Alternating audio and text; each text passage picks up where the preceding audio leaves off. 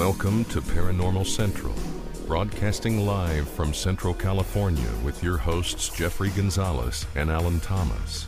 Broadcasting video worldwide at ParanormalCentral.net and broadcasting audio on the Dark Matter Network at ArtBell.com. Are you ready to witness something that you cannot explain? I'm looking for you. You're looking for me. We have to decide what it will be. Can it be true? Can I believe the unexplained?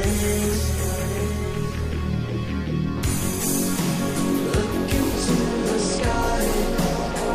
You realize you're not alone. Open your eyes. You can find trails that control. Hello everyone, welcome back to another episode of Paranormal Central, coming to you live from the central part of California in a city called Fresno, California. Welcome everybody. My name is Jeffrey Gonzalez. I am your host and also the founder of a group called the Sanger Paranormal Society, been in existence for over about 12 years now. I am not just a host, I am also an investigator. We get out and we actually do work. Look for these monsters and spirits and UFOs. We're out there as much as we can because we love to bring you what we find, and that's why we're doing what we're doing. To my right, to your left, we have Alan Thomas. Hello, everyone. And manning the boards behind the scenes is Emerald Bonilla. I'm back. Yay, I'm glad she's back, too. Thank you for showing up tonight. I've been waiting for this for a while now. We have a killer guest on tonight. Monster creator, special effects artist, William Munns. Do you guys remember the Swamp Thing? Do you remember the Return of the Living Dead? Do you remember Beastmaster? Well, that's what he pretty much was involved back in the days, and he's been around a long time. He knows his monsters, and he had just written a book called When Roger Met Patty, and we're talking about the Patterson Gimlin film of 1967. He has some killer information to tell us tonight. A book, 500 pages long, and guess what? We got two that we're going to give away tonight. Anywhere in the world, wherever you may be, if you're in a truck rolling down the freeway, get your cell phone out. Well, I didn't say that. Pull over and make a phone call when it's time to call, and we'll let you know when it's time to call. All right? All right. Thank you for showing up tonight. Again, my name is Jeffrey Gonzalez. Alan Thomas and Emerald Bonilla is all here. For those who are watching us on live stream, you know that we put up. What the heck is that? Daddy, stop eating. Sorry. Let me mute him. Technical difficulties. He's ordering something at the drive-thru or something. We are on live stream, and if you are on our website at ParanormalCentral.net, you are watching us right now. But if you don't want to watch us, that's no problem there. You can go to ArtBell.com, and you can actually look at the photograph that we are going to be displaying tonight for all you when we get started here. So if you are not on ParanormalCentral.net, don't sweat it. Just go to ArtBell.com and you can just listen to us there. So if you're rolling down the freeway and you have the app on your iPhone and you got your earphones on, well then just kick it, relax, and enjoy the ride. Every time, every show, before we start the show actually, we have a reporter that comes on. His name is Danny Valderrama, and he basically gives us the scoop on Bigfoot news from around the world. And we got him on right now, and I don't know what he was doing. Danny, you there? Am I the 10th caller? You are the 9th caller. Sorry, call again. Oh, dang it. What were you doing? Were you eating, or were you in a drive-thru restaurant, or what? I mean, no, the fan got turned on right in front of me, and it blew all my papers around. loser. Technical difficulties. Technical difficulty. Don't you love it? So, all right. Mr. Danny Valderrama, we are going to be talking Bigfoot. And then right after you, we got William Munns coming on, dude. That's going to be fun. So let's go ahead and start with the photographs that you sent me. And I'm going to put up number 1, and you are a go. All right, big show, so let's get going here. This is from the Bigfoot evidence page. This is posted by Rufus Reyes from Shelby, North Carolina. And the heading on it says, Rufus Reyes, Operation Ultimate Proof. Now, this guy has set up a GoFundMe page. He set it up on July 7th of this year, and he's asking for donations that will go towards a thermal rifle scope. And he's asking for $10,000. And the whole project is, this is what he has on the headlines here. It says, this project is dedicated to providing a science with a Bigfoot specimen. He has a very well thought out plan to take down a Sasquatch, to prove to the world once and for all that wood apes are real. The sacrifice of one could save the species from extinction. Now where do you... He says someone needs to step up and do it. Now where do you think everybody's getting the same idea from? No comment, right? They must listen Sundays at 5. No comment. So he wants people to donate, and so he can buy what he needs, which is that infrared night vision scope, I'm thinking, right? Yeah, so I went to his site. Right. And it has 87 shares so far. So far, 87 people have shared his GoFundMe site on their page. Okay. And so far, he's up to $25. When did this so start? he's lowered his goal to $5,000. $25, huh? And Well, you know they one don't person cost that has donated much. $25. No, The scopes that he wants range from $6,500 to $10,000. He also wants a 4570 high-powered rifle. Jesus. He wants something powerful enough to bring down a large animal. Oh, sure. And I checked the FLIR site, too, because FLIR makes thermosight also for scopes. And it's a R series. They claim that they're under $3,500. So I checked some of the stores, and they're $34.99. So they range from $34.99 all the way up to $6,499, and they can see in zero light. So you add that to the top of your rifle, and you can see in total darkness. Total darkness, yeah. But you know, you're going to need more than just a scope on a rifle. You're going to need backup. You need a team that's going to back you up. You need, more night vision cameras, more people with weapons. I'm assuming if he says he had the plan, I'm hoping that that's the plan he has. Because don't expect to, like Harry and the Hendersons, don't expect like that old man to go around on his own with whatever he had and to try to bring one down, because he ain't going to do it. So Not by himself. No, not by himself. Are we on live stream right now? Apparently, You'd be a fool to shoot Alan one can't get and on. not have somebody with a rifle behind you. Yeah. Yep. It looks like it is. Is it on? Okay, Yeah, we're good. All right, just want to make sure. Just those Okay. things not The next picture is just a picture of him. Of him? Okay, let's get him on there. We did this last week too. So this guy, has he been around the Bigfoot scene at all? Does people know who this guy It doesn't is? give much information about him. It just has that one statement that he's made. It doesn't say how long he's been hunting for or anything. That's If odd. he's an expert tracker or something. Nothing. Wow, that's weird. Okay, well, hey, if he At least thinks... we have a picture of him when he disappears. Yeah, there he is right there. I think we'll save it in our database. We'll save it in our database so that way when it happens, we'll put it on the website. Have you seen this Maybe I have to man? give to Dave Paulides. David Paulides. That's cold, but okay. That's a good one. All right, picture number 3. This is from the Bangor Daily News in Maine. This is also on several other Bigfoot sites. This was posted on July 31st. It's from Durham, Maine. There's a longtime Bigfoot hunter there by the name of Bill Brock. He posted a ton of YouTube videos searching for Bigfoot. And one of his friends is friends with a member of a production company called Go Go Lucky Entertainment. And they got him his own TV show. It's called Monsters Underground. It's 6 episodes, starting off on August 22nd at 10 p.m. on the Discovery's Destination America channel.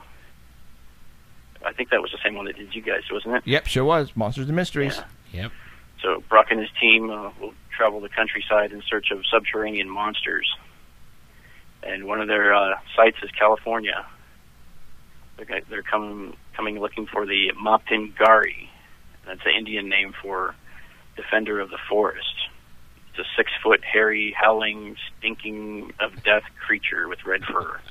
That's a Bigfoot. Yep. Like, what cave in California are they going to go in? Like the northern there'll be a lot of caves. So they're going into caves that are 50 to 60 miles long. He gave his production company a list of dream gadgets that he wanted for the show, and they went out and got all of them for him. Wow. And he's not saying which ones that they are yet. The only one he will say is that one is a DNA dart gun. You can shoot at the animal and it will unplug.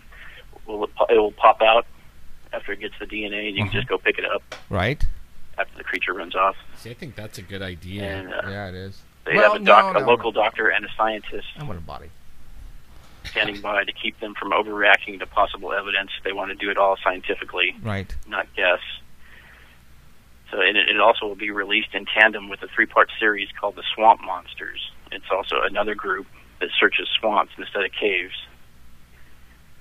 So, and it was put together by the Mark Edkin, the general manager of Destination America. Huh. So they started shooting in April and they finished in July. And none of the episodes will take place in Maine. They'll take place all across the United States. Well, more power to him That's if he can get something. DNA. Alan was going right now. The DNA thing. No, we need a body. Sorry, Yeah. we need a body. No more of this DNA crap. I'm done with the DNA crap. I'm serious. So, yeah, we have done that. Yeah, we've done that. We have the DNA. We know we have the DNA. We have the windows. You know what? I got the puller coming in 2 weeks. So once we get that, then we are going, and we are going to be bagging one. I can tell you that right now. So okay, next photograph is a picture of a road in some dirt road. And this is from this is Bigfoot Evidence page and cron.com. It's the Houston Chronicle. This was from July 30th, 2014, and it's a Houston Bigfoot hunter who's offering college-type classes for budding cryptozoologists and paranormal experts. He spent his whole career investigating the existence of the hairy wild man and is now offering classes so he can share his research, and so it doesn't get lost. He's researched for 35 years. And what's interesting is that he was once a local news reporter who became a Bigfoot hunter.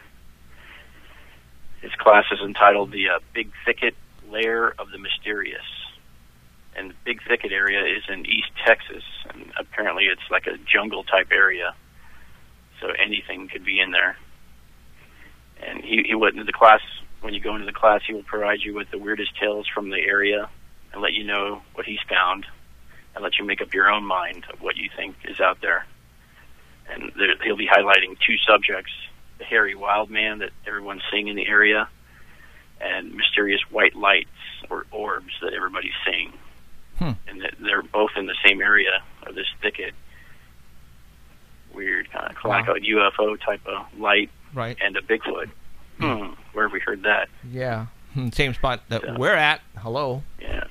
That's cool. So- Okay. Well, hey, it's people now are coming forward and they're not embarrassed anymore. And I'm thinking it's because of what we are watching on TV. All these shows that are coming out. People like it. I mean, it's fess up, people. People dig this stuff, and I think there's a lot of truth to it, you guys, or else we wouldn't be talking about it like we are right now. And we're not the only ones, okay? There's so many other people doing exactly what we're doing in different ways, and there's something to it. People are not hallucinating. People are actually witnessing these things, whether it's up in the sky or in the forest or in your house, in the corner of your eye. These things are happening. So, for those people who don't believe, you guys need to really just I don't know, just open up. It's a 2-day class, and it's held at the Leisure and Learning Center in Houston. And the first 2 days are September 13th and the 20th, and the cost to attend is $75. Well, people will pay that. Yeah. People will pay that. So okay. Then he could buy a scope. And you can buy a scope. All right, the next one is Sasquatch Canada. Got a photograph. What's this? Yep, this is from the Sasquatch Canada page, run by Sandy McCloskey. This was actually from May 19th of 2000, but I thought it was pretty interesting because it reports that over 24 people have reported seeing a human-looking child dressed in animal skins running alongside a towering Bigfoot-type creature. And though the people in the area believe that he is from a 1989 plane crash, that he was the sole survivor of a 1-year-old child named Marcel was never found. And they believe that he was the only survivor of the plane crash that killed his family and the pilot. And maybe the Bigfoot raised this child. And there's a doctor from Seattle, a zoologist that was involved in the hunt, and he says it's pretty powerful to suggest that Bigfoot is not a monster, but is actually an intelligent creature capable of nurturing a child and teaching it how to act or survive in the wilderness. Great, and here we're going to go kill one. Yeah. Thanks, Danny. Yeah. It was actually first seen by a Vancouver dentist and his family camping out in the Rockies and he was awakened in the middle of the night by his 12-year-old daughter who was in their tent, and she was screaming, and he went to open the tent, and he saw where she was pointing, and he looked over and he saw this boy standing there, and she was yelling that the wild boy was stealing their food, and he was standing there with their cans of food. And he took off running in the forest, and the doctor got up and started chasing him. He didn't know what the heck was going on. He chased the boy caught up to him in a clearing. And when he got into the clearing, he saw that the boy was standing next to an 8-foot-tall creature. And the creature, they didn't really care that he was there. The creature grabbed some of the food, and they both turned around and walked into the forest. And they were both hunched over the same way, walking the same way. The little boy was? The little boy and the creature were both walking the same way, like hunched over. So the boy was like mimicking animal type. He's using his animal instincts. Wow, that's odd. Man, wouldn't you Pretty like crazy. to be like the fly on the wall in the cave when they're talking? You're like, I couldn't hear. No, well, that's if. Well, I don't know if the Bigfoot's talking English. That's for sure. Right? It's just Well, they have heard him. Other people have reported hearing him exchange guttural sounds with the 8-foot-tall creature. Whoa. 33 people have seen the boy, and that's including doctors, clergymen, forest rangers, Royal Canadian Mounted Police. So it's just the boy. They have only seen the boy without the Bigfoot, but only They've certain seen the people. boy with the Bigfoot. So that many people. Then why haven't? I mean, because this is like the first I've heard of this. yeah, me too. Why? Yeah, I did try to research to see if there was an actual plane crash in '89, but it was a private plane, and it only lists the big airline crashes. Right. Huh. Well, I don't know. I mean, I mean, if that many people have seen it, then good possibility. Could explain. I mean, as he grows up and probably gets more hair, it could explain why some people say that Bigfoot looks human, and some people say it looks like an ape. Right. Pretty weird, because they're taking kids and raising them as their own. Right. All right. We got number 6. And we got just a picture of the Which forest. is actually story number 5, and it's a Bigfoot yell. It's a video. Video. Okay, so let me go ahead and... It's 42 seconds long. It was recorded on July 5th in Washington State, and it was published on July 7th. And this was some guys that were camped out 40 miles northwest of Natchez, Washington, with their horses. Okay. They heard this sound several times throughout the day. Okay. And it was making their dogs and horses get crazy and agitated. Okay. For everybody who's at the artbell.com, you're not going to be able to hear the audio here when we play it on our side. So, but the video is on the artbell.com right now on YouTube. There's a link there. So if, when you get the time, you can always come back and listen to it. But right now, what we're going to do, Danny, let me know when you want me to go ahead and play it. All right, there are actually 2 screams on this. One is at the 24-second mark, and there's a horse yelling at the same time, so it's kind of hard to hear. You have to really listen to it. And the other one is by itself towards the end at 30 seconds. And this only has like 5,997 views, and this guy has only uploaded 6 videos so far, and 2 are of fireworks and 1 of his horse, and then 2 are of him shooting off some guns. So it doesn't look like he's faking it. I mean, they actually did hear it. It's something that they don't know what it is. Okay.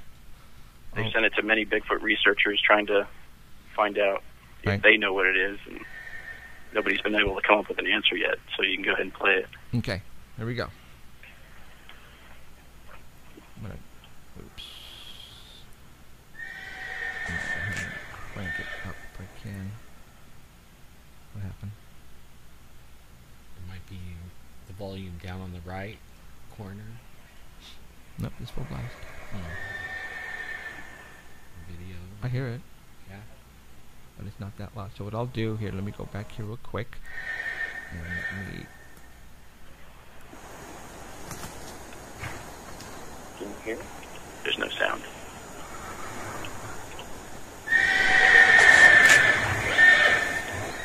That's weird. I don't know why. I mean, it's cranking here.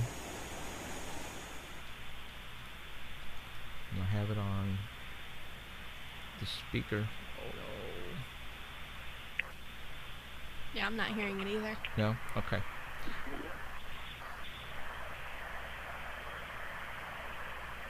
Yeah, that's weird. I mean, Showing it as audio. good. It should be. I don't know why it's not.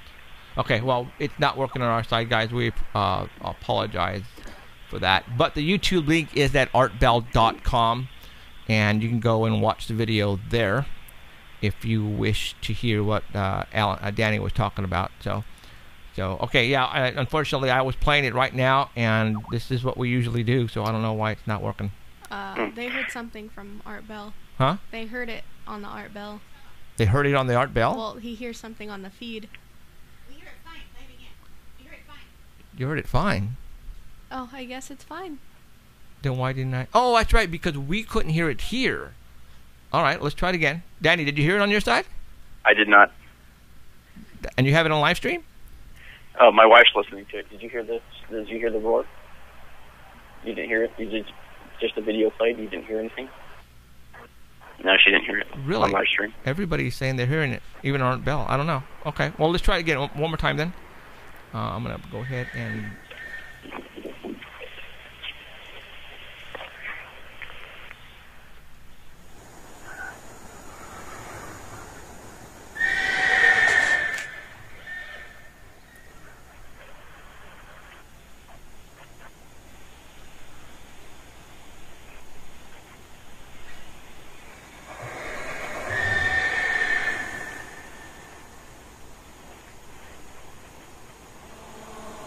It's being played for all those in Art Bell right now. We're playing it.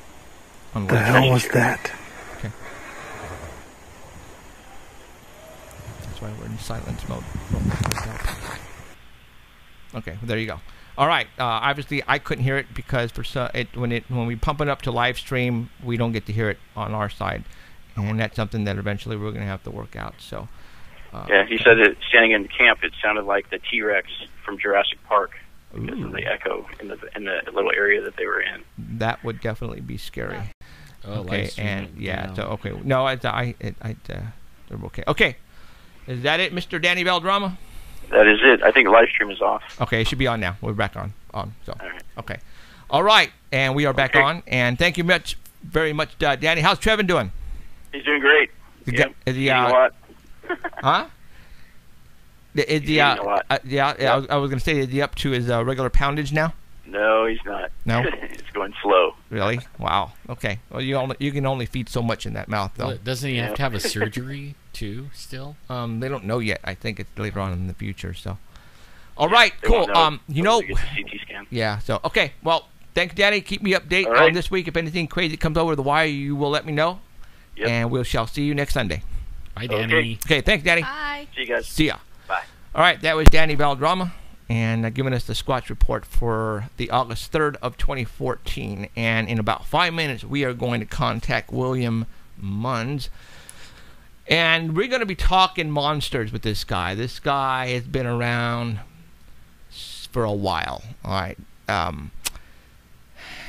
If anybody is going to prove to anyone about the Patterson Gimlin film of 1967 and to tell you what he thinks because of his expertise in the field, and you can't say he's not an expert in his field because he is. All right, he's been around. He is. You will know his work when we talk about it. He is been trying to actually reproduce the costume that people say it was. Yeah, go ahead, call him. Back in 1967, and we're going to go ahead and he's going to let you know what he did. We saw him at a symposium in Santa Cruz at the Felton Bigfoot Museum, and we actually watched a video that he actually made, and it was Jeff Meldrum, and it was really cool. So, all right, I think Miss Emerald got him. Go for it. Plug him in. William, are you there? Yes. Hey, how's it going? Very good, thank you, sir. How you doing? Right, awesome, man. We are so excited that you are here. Thank you for showing up. My pleasure. Just a little precautionary. We just had I emailed you this, but we have a thunderstorm that just rolled in. There may be a real small chance that I could lose power. If I do, phone and internet will go down. I don't think, I'm talking maybe 1 or 2% at the most. Okay. But just wanted to warn you, if you lose me, that's why. Okay. Now, you are on landline right now? Yeah. Okay. Well, we have a backup on the cell phone. Do you want us to call you Well, that? mine is a pay-as-you-go, and it's got about 5 minutes left in it. Okay, so okay. No problem. It wouldn't hold up to an interview. No problem. So, all right, Mr. William Munns. Are you in Southern California, right? Yes. You San Bernardino, Riverside area, or? Lake Arrowhead above San Bernardino. Oh, right on. You're up in the mountains. Nice. Yeah, up in the mountains. It's nice. Really cool. All right. All right. Well, we got your books, and I read it. Awesome stuff. We actually saw you at the Felton Museum when you did your presentation there with Jeff Meldrum, and we saw we saw your video and all that, and so we definitely know what you've been doing. And I want to tell everybody before we get into your book. We want to let everybody know before we start talking about the Patterson Gimlin film of 1967, what have you done in the past? Where have you been? Because, you are definitely an expert in your field. And I want to let everybody know that before we start. So let's start from the day you were born.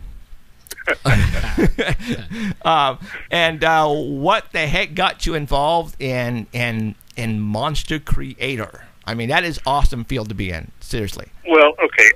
Now, I grew up in Southern California, Studio City, North Hollywood and such. Went to Hollywood High School and everything.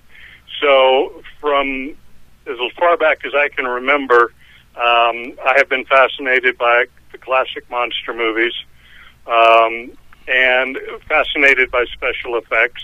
I had a stuntman who lived next door to me. I had a special effects man across the street, casting lady down the block, and various actors and actresses for childhood schoolmates. So basically, I sort of grew up in the whole Hollywood circle and had always loved special effects. Now, in those days, the monster stuff was, just makeup and a little bit of costume. The special effects was basically trick photography. There was no CGI back then. It was all in-camera trick photography, things like that. But all of that absolutely fascinated me more than I could ever describe. So even as a kid growing up, I was always trying to learn more about, how did they do that? How did they do this? How did Ray Harryhausen make those skeletons fight Kerwin Matthews and the Sinbad thing? And how did they do the old King Kong stop-motion animation? All of that stuff. Right. So I grew up literally immersed in a world of special effects and fell in love with all of the monster stuff. Was a devout reader of Forey Ackerman's famous Monsters of Filmland, which was in its time the only possible source you could go to learn about all this stuff. So by the time I actually got into college where they offered some film courses, I already had years and years of self-education in various film crafts, especially special effects. I knew quite a bit about, the makeup end of it on the creature side of it. And so it was almost inevitable that I would gravitate to courses of study on filmmaking, and then when they expanded them to include makeup and prosthetics and special makeup effects work, I went into that. But what actually steered me to the makeup business as a specialty was the fact that I'd taken a class taught by Mike Westmore, who was then assistant head of the makeup department at Universal Studios, and he oversaw the makeup lab over there. But they had the studio tours where all the tourists go to see how movies are made, and they had a makeup show there. And the makeup show was being done by their studio makeup apprentices, but these guys were finishing their 3-year apprenticeship and graduating, and they'd go on as journeymen to do movies. So the studio needed some new people to come in and do this makeup show. And they wanted nice, cheap newcomers because it was really a pretty simple demonstration of makeup. And Mike was overseeing that, so he announced to our class there was an opening or several openings at Universal for people to do the makeup show. I was one of the class people who volunteered. I was the first one hired in the summer of '69 to do that. And later on, a few other people in the class were as well. And that put me into Universal Studios' makeup department at the ripe old age of 20 years old. Wow. And basically, that opportunity focused me on the makeup craft. The more I did it, the more I found that I had a genuine aptitude for the prosthetics, the special effects and stuff. And so I quickly gravitated to that part of makeup as opposed to the usual straight makeups on, actors and actresses and make them look pretty and make the ladies look younger and, that kind of stuff. Right. Wow. So I could do that, but I had a clear aptitude for the special effects, the creature stuff. And so I ended up moving stronger and stronger into that field. And more doors simply opened up to me. And sometimes, you set a goal and you go for it and try to open your own door, but sometimes life opens doors for you. And if you walk through, that sort of becomes the path of your life. So that's literally how I got into the makeup business, is that doors just started opening for me. And more and more of them did, and so I stayed with the makeup field for many, many years. Wow. You and at 20 years old, you like like the perfect age, perfect time. It's like what, 65, and the Patterson Gimlin film came out in 67, so it's like you were right there when it all happened. Yeah, pretty much. And it's funny, though, that what I do cover in the book quite a bit, Chapter 3 describes my career, right, kind of paralleling the Patterson thing, and kind of explains why fate seems to have decided to look down on me and say, okay, sucker, you're going to be the one who's going to spend 7 years figuring out this film because I'm giving you all of the necessary equipment to do it. Right. That's just like and so it seems like fate sort of picked me as the guy to end up having to finally do this. Awesome. All right, let's talk about the movies. I want people to know your work. All right. Okay. Let's start. When was the early? Well, let's start. Like I said, I want to know everything about you. Like I said, in order for people to understand where, because you basically are going to tell us tonight what you think about this film.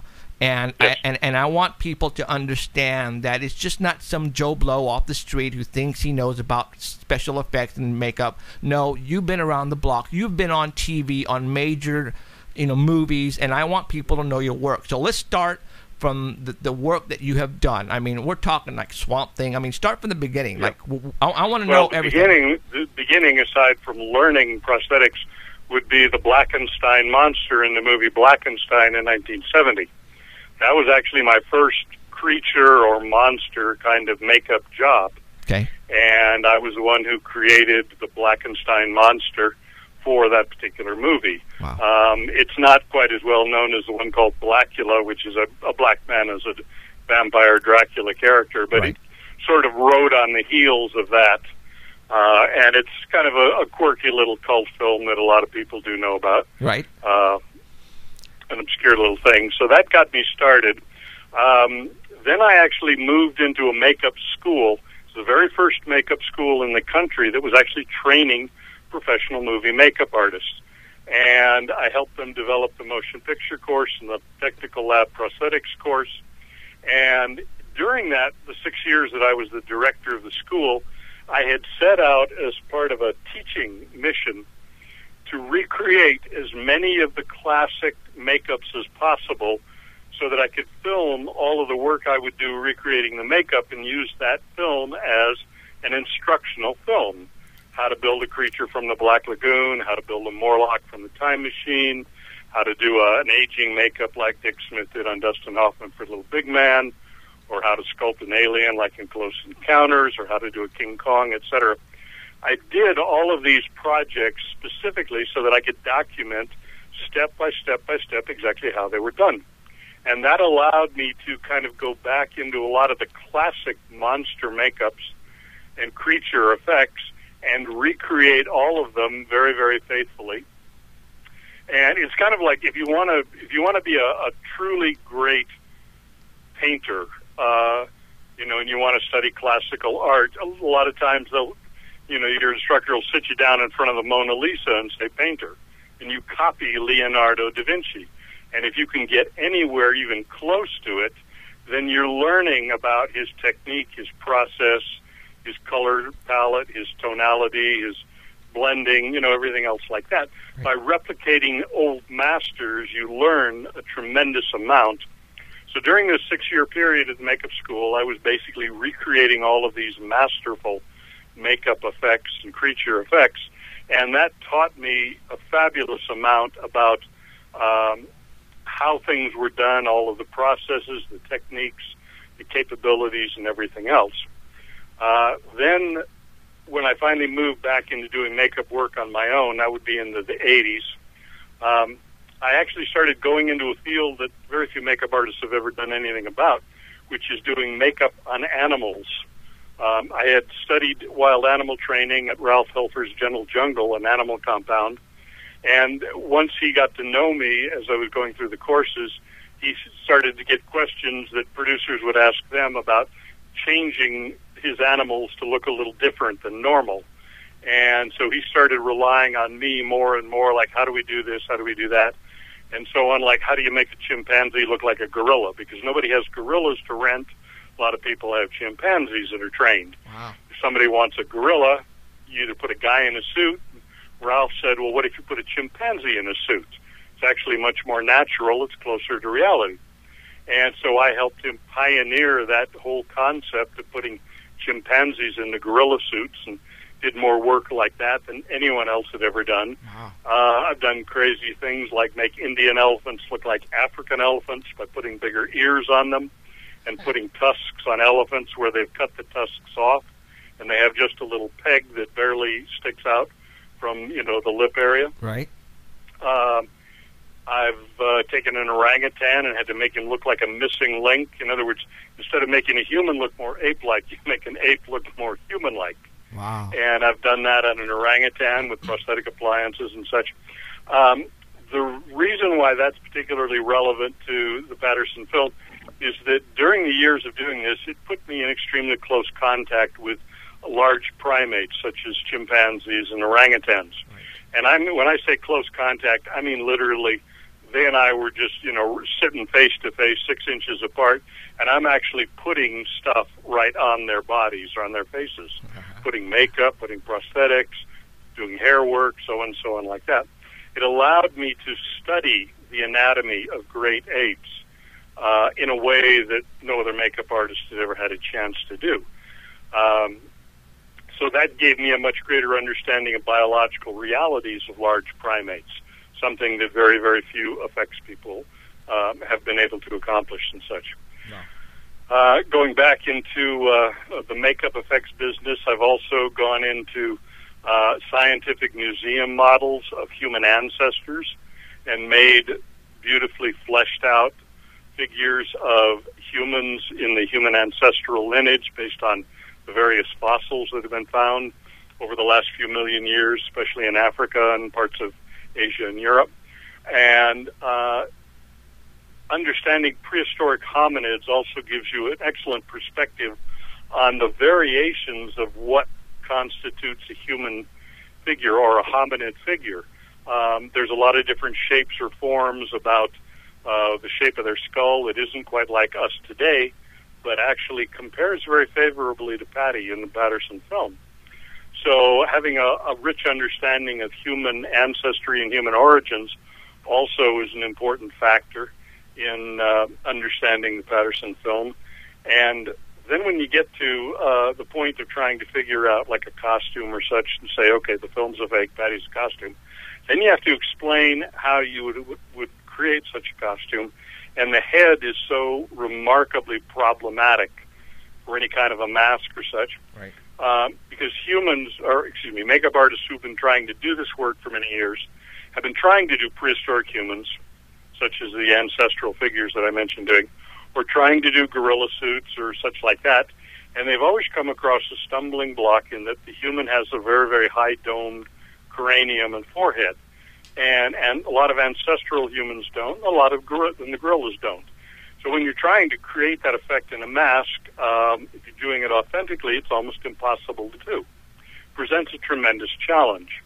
And because I've done the gorilla stuff and I've done human ancestral figures as well that were scientifically correct, I had a much better understanding and appreciating how when we look at Patty's head, it's just not a mask. You know, it's just something that can't be accomplished with any normal makeup, cosmetic, prosthetic technique. Right. So that'll give you kind of an encapsulated description of my career. I could go on quite a bit more, but I realize that's not really the focus of what we want to get to. Right. But I think that this expansive experience over many different fields is what kind of very uniquely prepared me to analyze the Patterson film in a way that no one had ever done before. Correct. And when it comes to movies, you did this. You basically created Swamp Thing, the first one, correct? Yeah, the first one. I was the makeup designer and supervised all the creature effects, the bodysuit for Swamp Thing, the arcane monster, the other makeup effects in there. And oddly enough, most people don't know, but I actually play the villain monster, the arcane monster, in the last half of the fight scene in the swamp where he fights Swamp Thing and finally dies. And I'm actually the guy in the suit when he's dying there in the swamp. That's cool. Originally, another stuntman named Ben Bates was playing the part, but halfway through the fight, paramedics grounded him. They said, he's getting faint. He can't perform anymore. So they literally said, he's done for the day. And they needed somebody else to get in it. I was fairly close in height and build, and I at least understood the dangers and the challenges, the physical stress of performing in a costume. Right. And I had grown up next to a stuntman, so I had some idea of basic stunt work. So I basically just said, oh, what the hell, I'll get in the damn suit, let's just keep going and, finish the movie. So the end of that fight sequence actually is me in my one brief moment as a stuntman. That's cool. Okay, so you got the Swamp Thing now with for all those who don't remember Adrienne Barbeau. Did you? I remember her well. I was going to say, really got to know her. Oh, that's too bad. I was going to say because I didn't do any makeup work on her. Oh, bummer. And I wasn't actually on the set all that much because I was still prepping in Los Angeles on a lot of the time that they were shooting, and I commuted from Los Angeles to South Carolina 4 times to bring more stuff in and help set it up and help my crew there do it, work a few days, back to Los Angeles, more prep, back there again. So I actually wasn't on set every day on the film. Spent more time in Los Angeles than in Charleston. So regretfully, no, I did not get acquainted with Adrienne. That's a bummer. But she certainly did a wonderful job. Yeah. Given that the film was something of a challenge. Now, you also did The Return of the Living Dead. Yes, oddly enough, that one was not terribly successful for me. but it became some kind of a cult classic. Absolutely. So that one's been debated sort of ad nauseum about my being removed from the film, another guy taking over, and all of that stuff. But yeah, that's one that I did, and there's a lot of my work in the film. Okay, that's and cool. a lot of people who like the film seem to like the work that they do see. Right. I also did the Beastmaster, the first one of that series. Ooh, those are ones where I'm generally credited as the lead makeup designer. A lot of the other things that I do were kind of little obscure special effects prop kind of things that don't usually get a lot of media attention, but done a couple of things in several Blake Edwards movies that are really quite wonderful. And then there's also TV work and commercial work. The revival of the Munsters television series in 1987. I designed all the prosthetics and the wigs, did the pilot episode, and did the first episode of the actual weekly series, then kind of set it all up, and then people who usually are used to running a TV series, they stepped in and they kind of ran it through the duration of the show. But I did all of the original setup on that as well, and a lot of other crazy stuff. Awesome. Okay. Now, that's where I wanted you to go, because I wanted people to know your work. All right, you guys, we're not talking to somebody who thinks he knows what he's doing. This guy has been there, done that, and that's why I have him on the show, because he knows what he's doing. Yes. All right. Now we're going to get into the cool stuff. I mean, that stuff is cool. I mean, I am honored and flattered that you are on this show, because I've been wanting to have you on. And when you wrote this book, when did this book come out? 9 days ago. 9 days ago. How many interviews have you done so far? This is the first. Yeah! That's what I wanted to hear. That's right, damn it. That's right. He's been dancing around here all day. All right. Yep. All right. Thank you very much. All right. Calm down, Jeff. You're welcome. Okay. All right. The Patterson Gimlin film of 1967. Now, there is a picture of you standing. Matter of fact, I had it up when we had you on here first talking. You built that Bigfoot creature. You're standing next to it. Gigantopithecus? Yes, yes. It. What did you? He's 9 feet tall. Why did you build that? For what? Well, that was when I was doing a lot of human ancestor figures, and so I was focusing on doing real prehistoric animals and real prehistoric hominids, and I had read about this giant prehistoric ape that might be like 1.5 times bigger than a modern-day gorilla, which would make it about 9 feet tall. And I thought, now, wow, that would be a fabulous showcase piece to try to show my work and my capabilities to the museum people. And so I checked around, and I found out that Dr. Russell Shahan, University of Iowa, Anthropology Department, was more or less the authority on Gigantopithecus in terms of an anthropologist authority. So I contacted him, told him I was interested in creating a visualization. Would he be interested in working with me on it? And he thought about it for a while. He looked at some of the work that I'd done, and because he was kind of worried that, I might want to do some crazy movie version, and he would only want to do something very scientifically precise. And I assured him, absolutely, if we do this, it's going to be dead-on scientifically correct. So we consented to do that together. Now, with this Gigantopithecus, all that the fossil record actually has is a bunch of individual teeth and 3 jawbones. We don't even have a complete skull, and we've got nothing below the jaw. So there's a lot of speculation about that particular creature. What he did, working with a scientific artist named Stephen Nash, is that they took the largest jawbone and they developed from that a diagram of what they felt the skull would be like.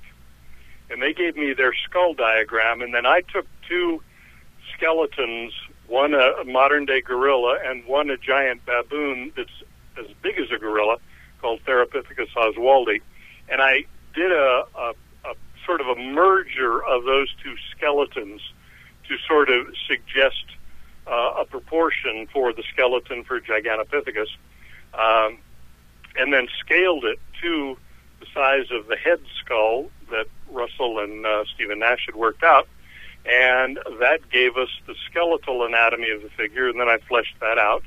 And that's basically what led to that entire creature being built. Awesome. But I do want to make it clear that the body is very speculative. The body could, in fact, be quite different in, its shape. When we finally do find more fossils, it could end up being different than that. Right. And normally, the picture you see is he's standing up with one arm reaching up above, high up, even though the assumption is that this creature walked on all fours and was possibly a knuckle walker, like a modern-day gorilla. The reason we had him standing up is we were imagining he might eat fruits, and he might stand up to reach up to a fruit that might be high up in a tree, and that would simply show off his size more impressively. Right. So just like gorillas and chimps, they can reach up and stand on their hind feet and reach for something high. That's not a problem, even though they're quadrupeds. So we basically posed him that way, even though he's assumed to be a quadruped in the way that he walks, just so that we could appreciate how big he actually was. Wow, that is awesome. So that's how that figure actually came to be. Now, the full body figure was made at a robotics company called Creative Presentations. I was working with the company at the time, and they accepted paying for the price of making that so that we could take it to the museum industry trade show and display it there as kind of a showcase so that this theme park company could kind of break into the emerging field of robotic exhibits for museums. So we were hoping to make some inroads into that new market niche, and the Gigantopithecus figure was kind of a showcase piece for that. And I bet you it did so that's actually how that one came to be. And that one probably did very well, too. I bet you got a lot of recognition for that. I mean, that's an awesome piece. It's one of, as far as people who know anything about my career, that's actually kind of one of the most well-known icons. Yeah. Or like if you search Bill Munns, half the pictures that come up will probably be me and Giganto. Right on. Or if you search Bigfoot, a bunch of them will come up as well, because right. of course some people think that Bigfoot is a relic, living derivative of Gigantopithecus. Right. So that picture is certainly one of the most famous of my career, and I'm very pleased that it's certainly one of the best of my examples of work as well. I want one. All right. Let's get into the reason why you are here. I just posted up the cover of the book on live stream. Now everybody in the world is visually looking at it right now. When Excellent. Roger met Patty, what got you involved in Bigfoot? Well, I've been interested in the whole cryptozoology thing pretty much all my life. I didn't have any strong opinions of yes it is or no it's not. Just I knew it was a controversy, and I found it quite fascinating. So I have been curious about it because I happen to love nature, and I don't think that we've found everything that exists. I think that Mother Nature's got a few surprises in store for us still, and they're not necessarily, a new frog or a new bird or, a new cockroach or something like that. I have a feeling there could potentially be some very big and very strange things still living today that we haven't quite found yet. It's granted a very, very small probability, but when you look at all of the hints or the indications that there might be something there, you can't just dismiss them, that they're all fake, they're all hoax, they're all misidentification, everything else like that. You just can't do that with some of these things. I don't know if you know about the St. Augustine monster. It's found off of Florida, on a Florida beach around, I think, 1904. And it's this huge lump of flesh covered with sand sitting on the beach. And it's something biological, and they weren't sure exactly what it was. They thought it might be an octopus, but if it was an octopus, it would have a tentacle span of close to 200 feet. Wow. And that's obviously way bigger than any known octopus today. Right. The biggest one they know of is like about a 30-foot span of the tentacles, a great Pacific octopus. So there are creatures that certainly could exist that we still haven't really documented well. And so the cryptozoology thing in general does intrigue me. Awesome. The Bigfoot thing, I was never really hardcore, like, oh yeah, it definitely exists or such. I was just curious about, okay, maybe it does. I don't know. The reason reason that I gravitated toward the Patterson films specifically, though, was that unlike any of the other cryptids, the dinosaurs in the Congo and all that stuff like that, or the Kraken or whatever, the thing about the Bigfoot is that's the only one that it can easily be faked by a human in a costume. So that's the only one that keeps coming back to me as a makeup artist. People saying, oh, yeah, it's a fake. It's just a guy in a suit. It's no big deal. They don't say that about dinosaurs in the Congo. Like, yeah, it's just two guys running around in a big costume, or any of the other cryptids. But the Bigfoot cryptid, if you want to call it that, constantly keeps being drawn back into the Hollywood makeup craft profession because so many people think it is just a person in an ape suit. So that one was much closer to my attention than all the other cryptids. And over the years in working with costumes, the one thing which always stuck out in my mind is that when you're doing an ape suit, guy's got on a bodysuit and he's got a head mask on, and if you're the guy who's handling it and you built it, you're fighting with the back of the neck constantly. I mean, trying to brush it out so it blends in smooth and everything, and just trying to make the back of the neck look perfect just drives you nuts. No matter how you do it with materials, if you go back into 1967. So I was intrigued by the Bigfoot film, the Patterson film, because we see him from behind, which means we see the back of the neck practically all the way through the film. And then when Patty does this look back at the camera and then quickly snaps her head and looks away, keeps right on walking, and we're still looking at the back of the neck, that back of the neck was just very strangely too perfect for any kind of costume that I had ever seen or any kind that I had built and worked with. And that's actually what made me first begin to suspect that she may be the real deal, seriously. That was how I'd felt going back until around, I guess, around 2000 or so, about 14, 15 years ago. I kind of was thinking, I just don't think that's a costume because the back of the neck just doesn't seem like a costume neck. Right. But I didn't actually seriously get hardcore into studying the Patterson film until around January of 2008. Wow. I'd seen an article about a guy who's got a good footprint collection, and it piqued my curiosity, and I went on the internet, and I found the Bigfoot forums, and I was actually astonished at how much this was being discussed. I was also kind of appalled at how many people were discussing it who didn't know anything about makeup. And so at that point, I thought I was just going to get in and say, okay, I have a little experience in this. Let me explain a few of the realities of makeup suits, costumes, etc. And I thought I was going to discuss it for a week or two, maybe chat a while with people, and get out of it and be done with it. Right. Yeah, didn't meet any Bigfoot people. The more I got into it with these people, the more I realized how complex the mystery was. Right. And I have literally been full-time or close to full-time now for 7 years trying to unravel all the mysteries of this film and the intriguing lady within it. Wow. Okay. When Roger met Patty, a lot of people don't understand where Patty comes from. Obviously, there's the Patterson film, and I believe the wife was named, but why do we call her Patty? Why do we call her Patty? Explain it. I know why. I don't know who first did it. Right. I By know the time why. I got into it, the name had already been established. Right. But where it comes from is the fact that the figure in the film is apparently a female. She has very, very well-developed breasts. Right. I mean, she would make Sophia Loren or Gina Lollobrigida very seriously jealous. She is built. Okay? Right. Yes. Right. So we're assuming we're looking at a female here. Okay. Now, what somebody did was to take Roger Patterson's last name, Patterson, shorten it and feminize it, and that's how it came to be Patty. Okay.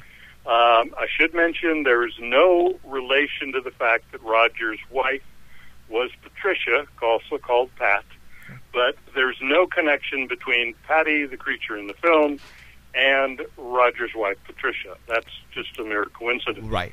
So the name comes from feminizing Roger Patterson's last name and shortening it. Okay. And that's basically where Patty came from. Got it. Now, This film was filmed obviously in 1967. Can you please tell everybody in 1967 what type of special effects were actually out there, what movies were barely coming out, and fill everybody in? Because they, when, like you said, everybody says it is a costume. People relax. It's just a costume. These are a couple of ranchers, farmers out in the middle of frickin' nowhere. All right. Tell everybody in 1965, 1967, what two movies were barely coming out, and that way people have an idea. Go from there. Yeah. Okay. Well, one that came out a year before that was 1 Million BC with Raquel Welch and her fur bikini. And there are a bunch of ape-like creatures in a cave in one small part of that movie that were very cheaply done over in England. That was an average grade Hollywood ape suit kind of a thing in 1966, about a year before Patterson shot his film. But the two big movies that you're talking about, both of them had already been produced and filmed and were being edited and prepared for distribution. And that was the original Planet of the Apes, which came out the following February 68, about, that's October 20, about 4 months after Patterson filmed his. And the other was 2001: A Space Odyssey with the Dawn of Man ape sequence, which came out in April of 68.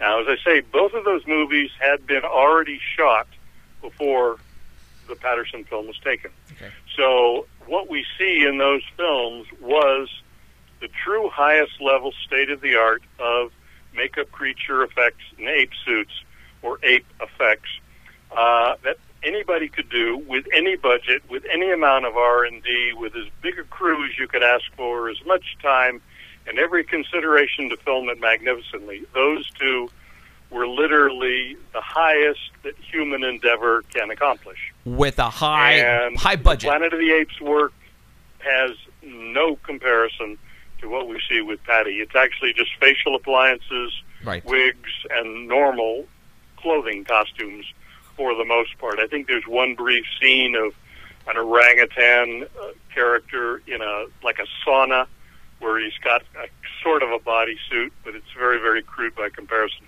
Okay. So there's absolutely nothing in the Planet of the Apes, even though it had $1 million budget, and John Chambers, who was probably Hollywood's finest, overseeing it, and tremendous amount of work, pushing the craft right to its limits. There's nothing in it that even compares favorably to what we see in the Patterson film. Now, with 2001: A Space Odyssey, that was done by Stuart Freeborn over in England, and Stuart was pushing the state-of-the-art beyond what John Chambers was doing.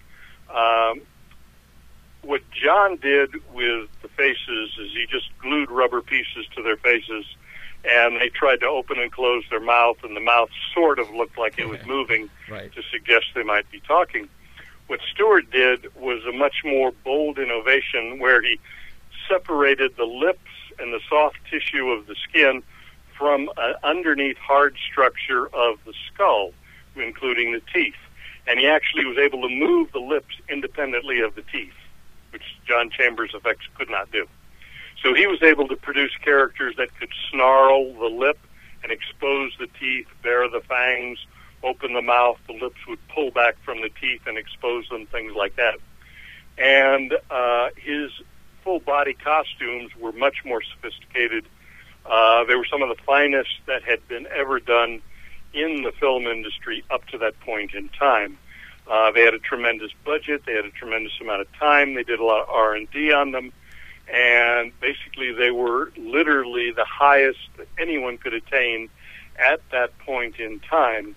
And even they actually don't compare to what we see in the Patterson film. So what you're telling me then is the Patty is way more sophisticated than the Planet of the Apes movie and the 2001. She is, what you need to understand is that she is different than those processes and techniques. Right. And it's the differences that, in some respects, like the shape and size of the head, are all but impossible to accomplish. There are other things which a suit designer could conceivably do, but he would have absolutely no reason to do it that way. Well, please, Mr. Munns, tell me. I want to know. You talked about one time at that Felton thing. The length of the arms and the thigh. There is as so a man much. doesn't fit that. You know what Right. I mean? Now, okay, now, your involvement now in the Bigfoot territory. I think someone offered you a budget to try to recreate Patty. Was that correct, or I got that wrong? No, nobody has. Oh, okay, my mistake. All right. People have asked me to guess Okay. how much would it take, and I think years ago I occasionally threw out a number, but nobody's actually made an offer and asked me to give it a try. Okay, so what we saw then at the Felton Museum was just basically all done on your own. Yeah. Okay. Wow. All right. I That's want cool. you to tell everybody what was the reason for you to try to recreate this. I mean, obviously, this has definitely piqued your interest, and the Bigfoot now, everybody is talking about this creature, man. I mean, everybody. You see it everywhere. Everybody loves this thing, and your book is coming out in such a perfect time. It's not even funny. So I want you basically to tell us why you don't think this is a costume. Okay. The book does obviously detail it in a great deal of detail, but just sort of summing up, hitting up some high points on that. Right. The head is a size and a shape which defies all conventional practice for making masks that take a human head inside and try to make it look inhuman on the outside. We can only add to a human face. We cannot subtract. So to try to get rid of a high forehead of a normal human head, we have to try to build up other parts bigger. It's an optical illusion, works sometimes halfway effectively, but it tends to make the head larger and larger and larger when you do that. Patty's head is oddly shaped but remarkably small, and when you really try to deal with that at a costume level, it produces a shape that is such a challenge to make that, in my opinion, it just doesn't work. The neck is the second thing. The way the neck is smooth, flexible, never buckles, never creases, never becomes unruly or anything. For 1967 technology, it pretty much just defies everything that's been done. Third area is the fact that we've been able to do some image stabilizing of the Patterson film, and we found out that Patty's breasts actually do bounce and ripple, especially when she looks back at the camera and her right foot is stepping forward. The ground's a little lower than she expects, and she's stepping forward without realizing the ground's a little lower, and she sort of crashes down suddenly about an inch or two lower than she expected. And that hard step kind of crashing down sends a ripple up her body that causes her breast to just briefly bounce and ripple. Now, the only way that that rippling can be done is with some type of a true fluid dynamic.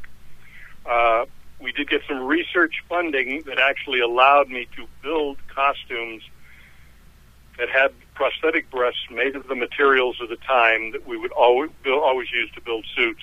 We tested all three of those to see if any of them would produce any kind of a fluid dynamic effect, and all of them were 100% fail. We also tested, just to be fair, we tested real human anatomy with some ladies who were figure models and who consented to be part of the research study, and we subjected their real breasts to the exact same motions of the shock wave that try to produce the ripple.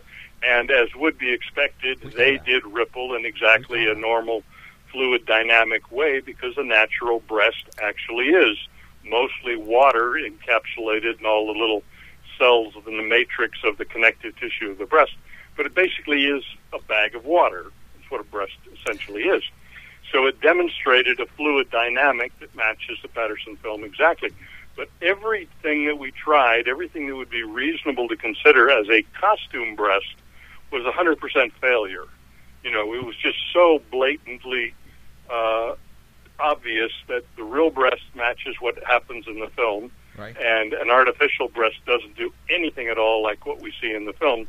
that would be a third element that just suggests that there's just no way that's going to be a costume, especially made by somebody who doesn't have an ounce of experience with any of this effects work. Right. There are a lot of other things. There's a very subtle thing about the way the skin shifts along Patty's body. When her leg extends out, we were able to get a perfect replication for that shifting of the skin on the female body. Figure models, we put black dots going down the side of their body from right under the armpit all the way down to their knee, and just photographed them as they were walking by camera. And as they stretch out their leg for a forward step, that little bit of stretching, extending of the leg causes the skin to shift all the way down. And we measured that out. We compared that to the way the skin and the fur shifts on Patty. Perfect match. We looked at it the way it does in a costume. No match at all. So that was another one that was a definite thing. And then there's a lot of curious folds about the back, which, although they're not technically impossible by costume potential of doing it, nobody would ever in their right mind create a costume with those kinds of folds. Right. So it defied everything that a person would deliberately do, and there are folds and contours that couldn't occur artificially by just the way you wear a costume or the way you move around in it. There are things that could not occur accidentally. They could only be there if they were put in deliberately, but there's absolutely no deliberate rationale for a person designing a costume to do it. Right. So those are some of the other ones that simply build up the strength of the conclusion that, what we're seeing is just not a costume as one would have done it in 1967. Now, with all this that you were doing, you documented all this on video, didn't you? Yes. Now, we saw part of that at the Felton. Is there now? You go around and you do symposiums and you do talks about all this that you've done to try to debunk this. Correct? Yeah. Okay. Are you going to eventually put out a video with all this on it, or? I've been trying to do that. Yeah. The problem is, of course, anything that ambitious takes money, and I haven't been able to scare that up yet. Okay. But yes, I'm hoping to put it together into a documentary, because although I'm very, very proud of the book and the text and the illustrations and everything, there are limits to what a book can show, and there are a lot of things about Patty that to understand why she's real, you actually have to see it in motion. Correct. And that can only be accomplished with like a video documentary. So, yes, that is still my ambition, to produce a video documentary explanation for exactly why she is real and why the film is real. Awesome. We are probably going to be doing here a Bigfoot symposium here pretty soon. We're in Fresno, California, near the Sierras, and we want you to come down. Are you up to it? Depend on when. Okay. But I'll certainly be glad to consider the possibility. Okay. Yeah. Okay. We'll talk about it and get a date possibly for you, and then go from there. Okay. Now, where'd you say you're located again? Fresno. Fresno. Okay. Yes. Know where that is. Okay. Driven Cool. through it. Okay. Awesome. Any questions? Only through it? No, I'm just kidding. Yeah. Well, I've never stopped there for any reason I can remember, but I have driven through it. I don't blame you. You'll have to come Bigfooting with us. Well, that's my next question. Yeah. I know you are now friends with pretty much everybody that's in the Bigfoot, business, and I wouldn't say everybody. Okay, that's good. All right. And some of them aren't friends. There's a few people who happen to love Matilda who don't like me very much. Oh, hey, wow, hey, wait. Okay, let's talk about that. Todd Standing, right? See how I did that? No, Matilda's not Todd Standing. Oh, wait a minute. What am I thinking then? Matilda. I don't know. Which one's Matilda then? The footage that Adrian Erickson bought from habitators in Kentucky. Correct. My mistake. And I think they connected it to the Ketchum DNA thing. Okay. Yeah. Okay. What is it, Chewbacca? Yeah, it's a modified Chewbacca mask. They basically ripped the Chewbacca hair off and then redressed it with the same hair for the costume of the sleeping Bigfoot character. Right. But that's basically all it really is. Wow. And for some reason, some people really are resistant to accepting that idea. They still want to argue that it's real, and but they won't present the film, for other people to analyze. Right.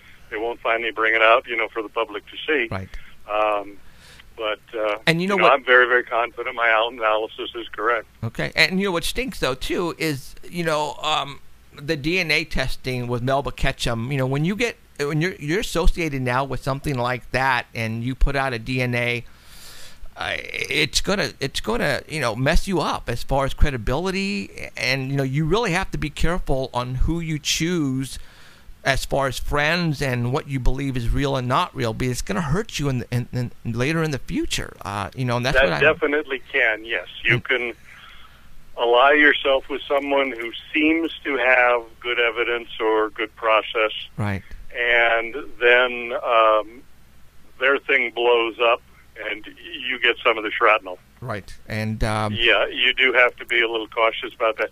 Actually, if you study my background in relation to this, you'd find out that I've actually never endorsed any other Bigfoot evidence, film, sighting, or anything and said conclusively, yeah, that's real. I've never actually endorsed any other one. That doesn't mean I don't think some are. I've seen a few, and I've talked to people that I think are astonishingly credible, and I'm almost 100% convinced that what their evidence is authentic. But I haven't publicly endorsed it because I can only endorse what I understand myself. Sure. Now, the Patterson film I understand thoroughly, so I endorse it without question. Some of the other ones, even the ones that I think are impressive and probably real, I haven't actually gone in public endorsing them because I don't quite understand technically how they were completely authenticated. Like the Freeman. But I've been far more cautious than most of the people in the field in terms of what I've actually endorsed and said, yeah, that's definitely real. Okay, right on. Like the Freeman video where the Bigfoot, walks through the frame and he's like, there he goes, and that one looks pretty real, Yeah, that's hard to say. Okay, well, I'm. It's awesome that we had you on tonight. A lot of people to this day, and we get it.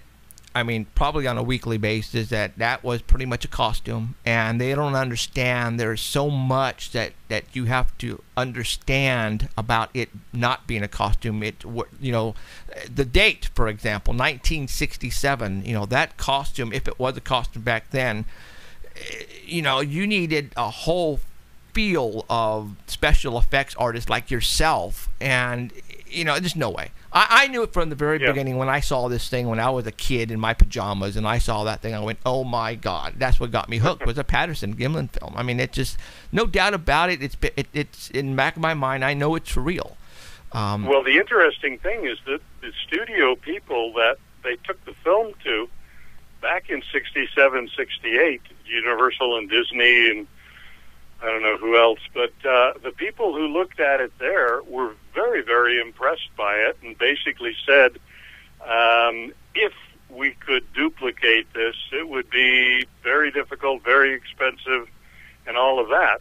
A lot of people nowadays seem to think it's very fashionable to pretend, oh, yeah, it's a fake, didn't fool me for a second. But unfortunately, a lot of that is just kind of PR bluffing on their part, makes them look smart. Right. But the actual studio people who looked at it back in the 60s, they were actually very, very impressed with it and didn't think that they could duplicate it. Wow.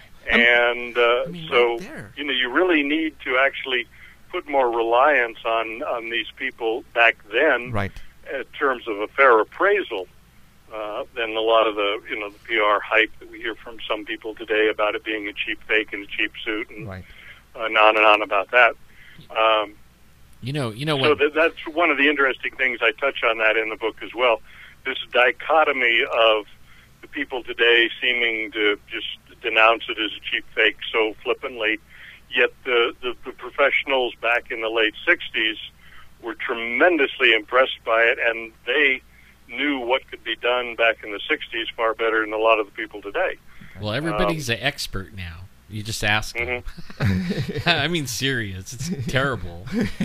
Yeah, everybody's an expert. I mean, it's, you know, they know what. Just like Chewbacca, you know, that's Bigfoot. You know, I don't care what you say. So, well, you know, on this one, what see, I seen one in 1987, and what really, I mean, I knew this was a Bigfoot when I first saw it, the film, even before I saw Bigfoot, but only the face. It looks like a ski mask on. It kind of looks like that, where just there's skin around the eyes. Mm-hmm. What I saw had that same look. He just had narrower hips, and it was a guy. It was a guy Bigfoot, so he had narrower hips. And the women have the huge. You know, women are more wider hips. So what are you trying to say, Alan? I'm trying to say that's a real female Bigfoot. You know, just by what I saw. You know. Right. Oh yeah. No, I totally agree. And, you know, now with the computer technology, Williams, that they are able to really go by frame to frame and actually see the muscle movement, you know, which is very, and also the way it walks, you know, the bone structure and all that. It's not even close to what a human has. And it just, there's so much involvement. And your book is 500 pages, dude. How long did it take you to write this thing?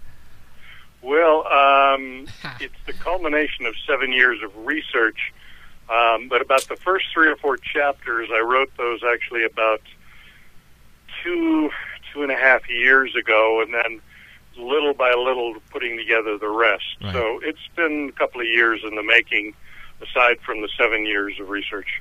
Wow. Do you have, I mean, that's, yeah, you know what, this is going to definitely hit the Bigfoot area really hard, because again, there is no one out there yet that has come out with your expertise to basically say, hey, this is the real thing and this is what we need. You know, granted, people are still going to say, you know what, show me a body. Show me a body. You know, there will always be some that'll say that. Yeah, show me a body. And I think that is probably what we need to happen if somebody can do it.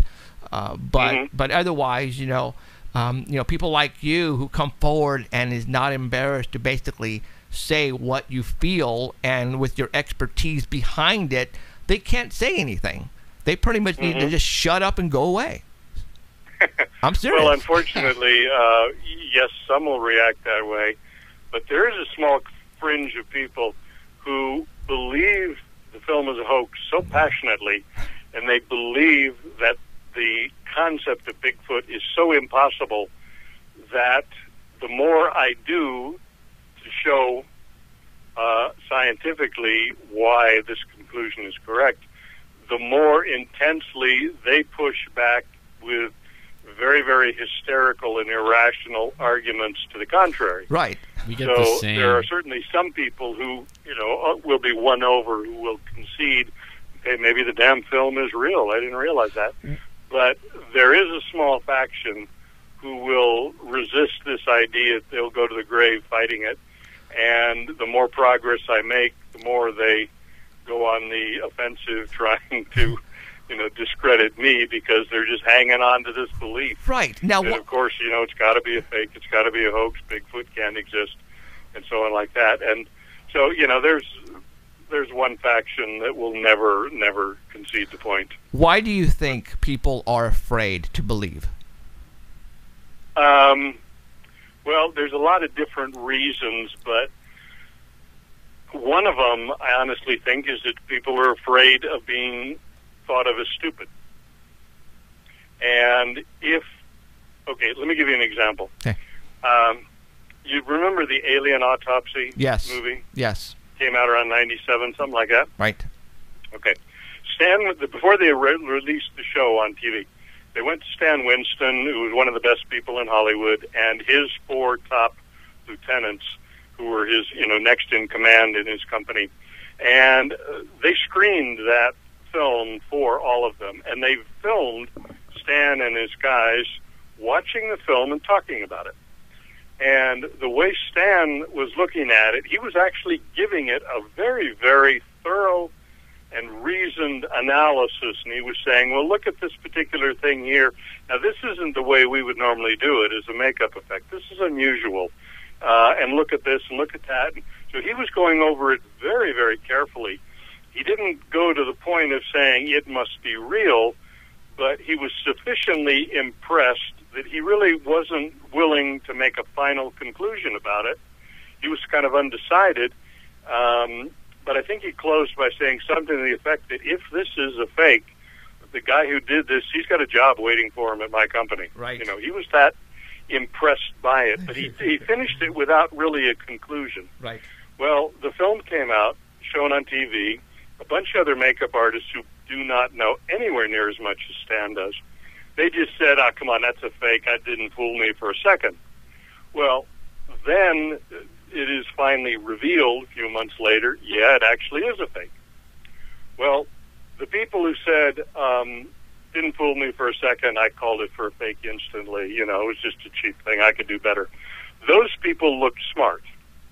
And Stan, because he was actually very impressed by it and wouldn't offer a judgment, looked like he didn't know as much as these other simpletons who just casually said, yeah, it's a fake, I never bought it for a second. So it embarrassed Stan in a way, even though Stan did the better analysis. Right. He did it right. And the other people were actually just bluffing, but their bluff made them look smarter than him when they weren't.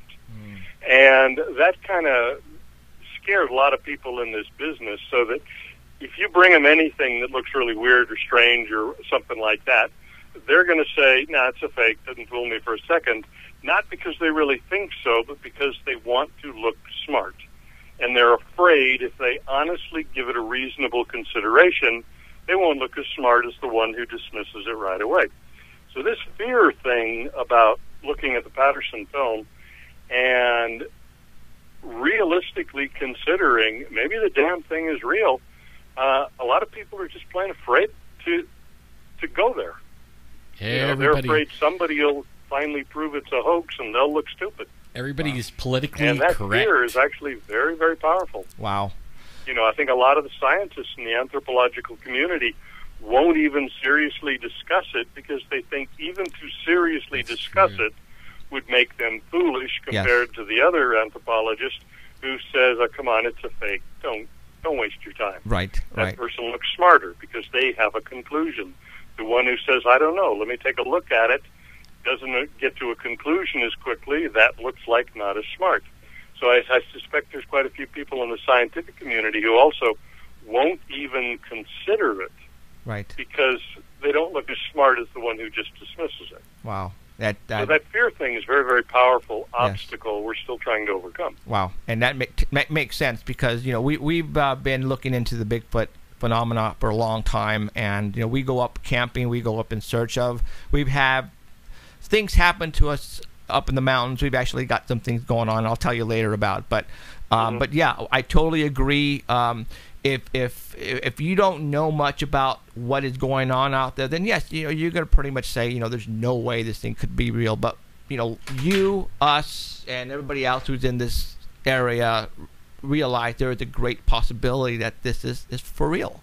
And I'm not... and there's some of the evidence, some of the sightings, some of the stuff isn't well publicized, isn't debated publicly, but some of the stuff, you just can't dismiss it as misidentification or a phony witness story or, you know, anything like that. There's there's something there. There is something there. I saw there it. is. I saw it, I don't know so I know exactly it's there. what, and I can't explain why it is so elusive, but there is something there. And the sooner we just accept that reality and put a little more time and effort into trying to find what that something is in a responsible scientific way, the sooner we're actually going to solve the mystery. Correct. How often do you go up, or do you go up at all? Go Bigfoot expeditions or anything like that, Williams? Well, there aren't any up in Lake Arrowhead, so, you know. I think there is. I'm not in an area where I can actually go somewhere and look for evidence. Okay. I wish I were. I do know other people who are living in areas. There's one up in Washington, a man that I know there, who has them visit his property quite often, and his wife and the guy that works for him have seen them on the property, and these are some of the most phenomenally good eyewitness reports that I've ever seen, and there's other evidence on his property that I have seen myself, which is mind-boggling, but he is keeping it under the radar precisely because he doesn't want to hassle with all the wackos who will go out of their way to try to say he's a liar and Right. he's bullshitting and he's faking people and all that stuff. He just doesn't want to deal with it. Right. But for people who actually are up in the Northwest and have them on their property or visiting their property, I envy them very much. I almost wish I were in that area so that I might have a chance to, just walk out the front door and go look for evidence. But unfortunately, in the Lake Arrowhead area up in the mountains, we haven't got any. Okay. After the show, about an hour after the show, I'm going to email you some stuff about us, okay? Okay. And that way, because, we're only like a 3-hour drive from your place, and I want to tell you what's going on in our Sure. area, and I want to show you some stuff. So where can everyone get your book? Mainly Amazon.com, but I think some of the other vendors are carrying it also. But if you go to Amazon.com, you just do a title search in the book section, When Roger Met Patty, and it'll come up. Okay, awesome. Buy it from there. There's also a Kindle edition. Okay. You can get Cool. there.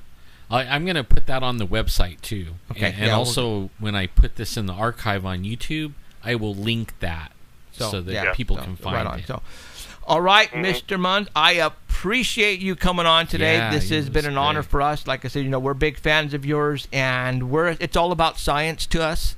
And you are pretty much, I want to say, the closest that anybody's going to get to basically proving that this thing is for real, or they are for real. I mean, there's no doubt about it. I mean, in our hearts, I know it's no for doubt. real. No doubt. So, all right. All right, Mister. I appreciate you. Like I said, I'm going to send you some emails later on tonight, and with some information, and I will let you know when possibly we're going to have a symposium down here, and we'll let you know. Hopefully, maybe we can get some going. Sure. All right. All right. Thank you very much, sir. Appreciate Thank you, it, and sir. we will talk in the near future. Okay. Okay. Have a good night. Okay. You have a good night. Thank you. See ya. Bye. I love that he thinks Bigfoot Patty is real. Yes. I don't care what you say. Bigfoot is real. I was going through his book, and he has photographs, and he explains it totally. That's why he didn't want to give it all out right now. Right. Because see this? What? Well, you don't There have it. is- You gotta. Oh. switch it. Well, no. I see what you're saying. Let me go to here. And let me go. He couldn't tell us 500 pages anyways. No, It would no. take all day and night. Yeah. This book explains it. We saw the video when we went to the Filton Museum, all right? And what he did to try to prove to the naysayers out there on the creature's movements, it was so in detail. We were looking at each other, we're going, holy smokes, guys, this guy went all out. Yeah. And and that's what I was saying. If he got a budget, actually he got some research money, and that's what he used to do this with, and that's what I meant. It's people. There are Patterson and Mr. Gimlin are ranchers, are farmers. Back in 1967, I believe Patterson was really good at leather making and saddle making. That doesn't make him a professional in costume designing. Do you understand me? There is a lot more to it. The Planet of the Apes, really? Compare that to this. There is no way. You cannot compare. We're talking Hollywood. All right? So don't tell me these guys in the middle of the freaking forest and ranchers decided one day, hey, let's pull a hoax, let's make a freaking costume, and hey, wait a minute, let's place breast on this costume, and when it walks, you can see the breast moving up and down. Hey, that's a great idea, Roger. Let's do that. Yeah, in 15 minutes we'll build it. Yeah. Okay? Stupid. You guys, stupid. Don't go there anymore. All right? I'm done. Okay? When I saw this thing on my screen when I was a kid, I just thought to myself, oh my God, monsters are real, if you want to call them monsters, okay? Nowadays, there is so much more. Especially, I remember watching a documentary on it was a National Geographic, but it had like Jeff Meldrum, and it had so many people around this table, and they were looking at this computer, I saw and that. and they were zeroing in on the movement of its legs and its muscles and the way it walks, and they're going, stop. That is, if that is a person in a costume, he must have broken legs or was born a different way, because he's not walking like a human being. All right? Did you know that now when people when they're trying to figure out like videos of Bigfoot, they use the Patty model, like how high she raises her knee and leg up. Right. They measured it, and then they measured humans, and they found out no human raised its leg that high in that degree, right? And she does it through the whole film. Right. Now, when you go look at other Bigfoot films, if you're going to make a hoax, you better be like measuring your leg and everything, because everybody's going to use that against you. Right, absolutely. And and matter of fact, Danny had a video or a picture of the avocado leg. Right, yeah. The leg came up that high. Who in the hell in Fresno, except us, in Fresno, California, knows to even do that? Well, you have to, just like the boobs, you have to think about it way in advance. In 1967, and Roger and Gimlin probably even didn't have TVs out there where they lived if they had a black and white. All right. They're not going to... I don't even think they had color. Maybe they were just coming out with color right yeah. now. They're not going to be looking at the TV and all of a sudden say, hey, look at that creature, Bigfoot. Let's go try to make one. There was nothing out there like it at all. Except, and it hasn't even been on the, like you said, Planet of the Apes and Space Odyssey 2001 was as close as you're going to get, but they weren't even on... out there yet. These guys did it before them? Really? And better. You have 20 minutes to get rid of 2 books. Oh, shoot. 2 books. We need to get rid of book. Number 10th caller right now at area code 55. That's what you were talking about. You got to yell at me about this. I'm getting excited about this book in William Munns. I forgot. Right now, okay, the phone number is 559 287-8367, area code 559-287-8367. I don't care where you're at in this world of ours. If you call and you're the number 10th caller, I'm going to send this 500-page book to you. You understand me? Next year. Okay. No. Yeah, like all Shut up, Diane, Cheryl. I know she's the one to say that, right? All right, so let's go. Number 10th caller, and then in about right before we close shop, we're going to give away the other book as well. I think I remember color TV just barely came in the late 60s, like Texas Squatch was saying on here. One person in our neighborhood had a color TV, and it was the Munsters came on. Wow. And Star Trek. And we went over there, and it was weird to see a green man. You know what I mean? We were all freaked out. And I was a little kid. I mean, and here's this green Munster and a green Spock. And I mean, it was a trip. Wow. But yeah, so those guys were way ahead of their time. Yes, absolutely. Yeah. They built something you still can't build. So Roger Patterson and Mr. Bob Gimlin shouldn't have been, if they made that costume in Northern California, they should have been in Hollywood making millions of dollars. Really, yeah. All right? That's so true. No, they didn't make that, and it's not a costume. So give it up, you guys, all right? You guys heard it from an expert right now. There is so much that is involved in creating something, especially in 1967. So don't tell me it's a costume and somebody's in it, you guys. It's absolutely ridiculous. Stop. Sorry, but stop. All right? Oh, all right. It ticks me off because, we're going to, I guarantee you, people are going to get on the chat and say, it's a costume, like Rick. Pull people out. Like Rick Anderson, Rick. But anyways, yeah. So, you know what? All right, we got our 10th caller. Stop okay, calling. who it is? Who is it? I'm gonna answer Well, you know what? Put him on the air. Let's find out who it is. Can we put you on the air? Okay, one moment. All right. Who's this? Hello. Hello, my number 10, You number 10. Who's this? Scott. Who? Scott. Scott from where? Where are you calling from, Scott? Alabama. Alabama, Sweet. Scott. Right on, Scott. Appreciate it. All right, Emerald's going to take your information. Congratulations, Scott. And hold on. Don't hang up. All right, Scott. Thanks from Alabama. Woo! Roger Dodger on that, Scott from Alabama. Okay, everybody, stop calling. We got Can't win the a 10th second call. one, though. Nope. So we got stop, everybody. Don't call anymore. We got a winner from Scott in Alabama. We'll get that book out to you probably on Tuesday, just with the other two that I have to send out. So, okay. Not from last year. Yeah. No, it's not last year. So, Just kidding. so, all right. What's better? Hello? Oh, you can't hear anything. I'm yelling too loud, probably. Okay, hold on. Just So, take your headphones off.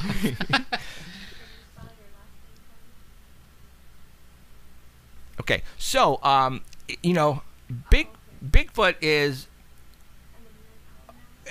they play a great deal in our passion in this paranormal, and people have to understand, just like he said, there are a lot of things out there that we still don't understand and still need to be discovered, as far as possible primates, different type of animals. Don't think they've all been discovered yet. Yes, we need a body. Could you imagine what would be in the ocean? Oh, I mean, I know they haven't researched the whole ocean. Oh, no. There's maybe a little bit around the shores, but I don't think really they've... no, not the very little bottom. spots some in certain places, the but depth. they haven't really mapped the No, ocean. You're right. There's miles and miles of undersea that there could be just a whole other. If you've ever flown out of the country, like fly to Europe, like say you're going to England or Holland or something like that, 12 hours. You leave and you take off and you fly over the ocean for almost like 11 straight hours. How long? Flying at 700 whatever miles an hour for 11 hours? I mean, there's a That's lot how of... much water's out there. Yeah, and you're only going over one little section of it. Right. It's incredible. So, Yeah. And now that's just ocean. There's also land Yeah, that South America. still hasn't been walked on, people. They say there's dinosaurs down in South America in the rivers. In the Amazon and Yeah. stuff like that, that people have seen real dinosaurs, guys. Matter of fact, they just discovered another a tribe of humans. Oh yeah, that's right. Hold on. Oh, I got a question. Hold on. Go ahead. What's the question? We got a question? Yes, I was wanting to know if you have verified that Creepy Mountain in Alabama really exists.